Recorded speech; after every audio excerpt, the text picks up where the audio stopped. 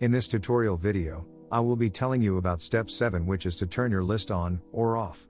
When turned on, this step will allow you to monitor various tasks over here, as well as update your store according to price changes, inventory, if a supplier runs out of stock, etc.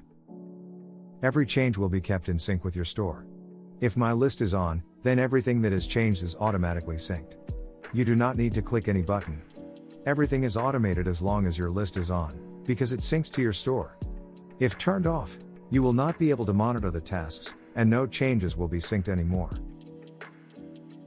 You can turn your list on or off from here or up here.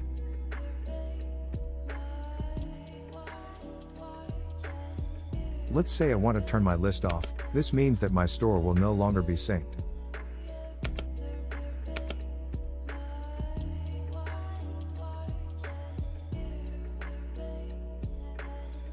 Now, I will not be able to monitor these tasks anymore, because they will not be updated accordingly. You can turn the list back on.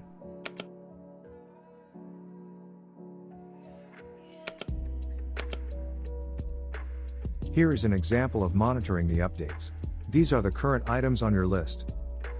These are items that have been sent from my wholesale to-be list to my BigCommerce store. These are new items on your list being loaded to your store. These are items that have pending updates. These are items that are in the process of being deleted.